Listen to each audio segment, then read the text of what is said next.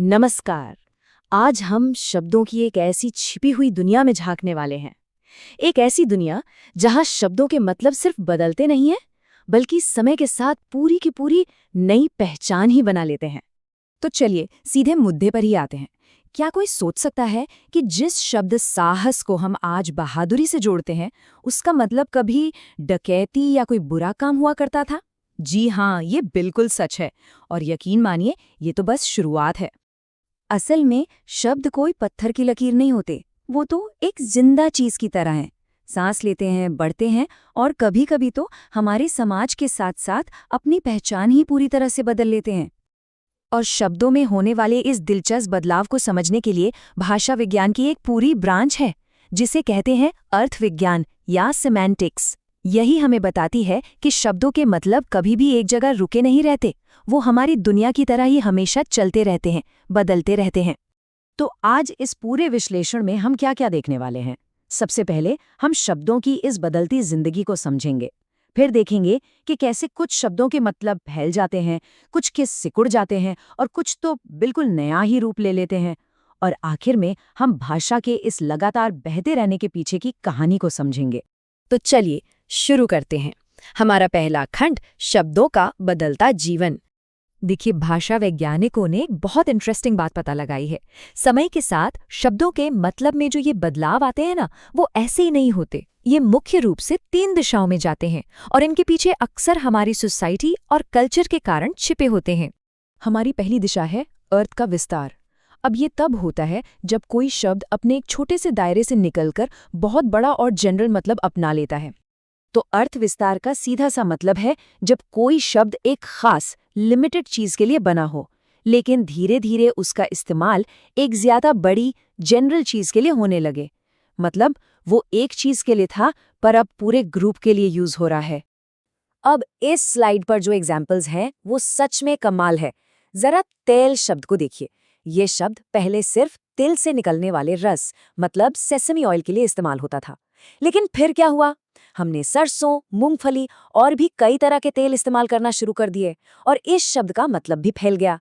अब तेल मतलब कोई भी तेल। ठीक वैसे ही प्रवीण का मतलब था जो वीणा बजाने में माहिर हो, पर जैसे जैसे समाज ने दूसरे स्किल्स को भी इंपॉर्टेंस देनी शुरू की, ये शब्द किसी भी काम में एक्सपर्ट इंसान के लिए यूज होने लगा। और स्याही, वो तो पहले सिर्फ काली होती थी, तो स्याही मतलब काला रंग, पर आज टेक्नोलॉजी की वजह से हमारे पास लाल, नीली, हर रंग की स्याही है और हम सबको स्याही ही कहते हैं। चलिए अब दूसरी दिशा की ओर बढ़ते हैं, जो इसकी बिल्कुल उल्टी है। हमारा दूसरा पड़ाव है अर्थ का संकोच। और ये स्लाइड दोनों के बीच का फर्क बहुत अच्छे से दिखाती है। जहां अर्थ विस्तार में मतलब एक से अनेक की तरफ जाता है, वहीं अर्थ संकोच में ये अनेक से एक पर आकर सिमट जाता है। तो अर्थ संकोच में क्या होता है? एक ऐसा शब्द जिसका मतलब पहले बहुत बड़ा और फैला हुआ था, वो समय के साथ एक बहुत ही खास मतलब तक सिमट कर रह जाता है। इसके उदाहरण तो और भी मजेदार हैं। संस्कृत में मृग का मतलब था कोई भी जंगली जानवर, शेर, हाथी, कोई भी। लेकिन शायद शिकार की कहानियों में हिरन इतना खास हो गया कि धीरे धीरे ये शब्द सिर्फ हिरन के लिए ही फिक्स हो गया। अब पंकज को देखिए। इसका लिटरल मतलब है कीचड़ में जन्मा। अब कीचड़ में तो शंख भी मिलता है, मछली भी, पर कमल के फूल का हमारे कल्चर में इतना ज्यादा महत्व है कि ये शब्द सिर्फ और सिर्फ कमल के लिए ही रिजर्व हो गया। और यही कहानी जलज की भी है। अब हम आ रहे हैं सबसे ड्रामेटिक बदलाव की तरफ, अर्थ का नया रूप, जिसे अर्थादेश भी कहते हैं। यहाँ मतलब सिर्फ फैलता या सिकुड़ता नहीं है, बल्कि पूरी तरह बदल ही जाता है। तो अर्थादेश का मतलब है जब किसी शब्द का पुराना मतलब पूरी तरह से गायब हो जाए और उसकी जगह एक बिल्कुल नया, उससे मिलता जुलता भी नहीं, ऐसा मतलब आ जाए। ये एक तरह से उस शब्द का पुनर्जन्म है।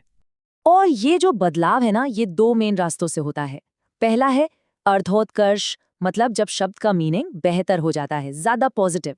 और दूसरा है अर्थापकर्ष, जब शब्द का मीनिंग खराब हो जाता है, यानी नेगेटिव। चलिए पहले रास्ते को देखते हैं, अर्थोत्कर्ष।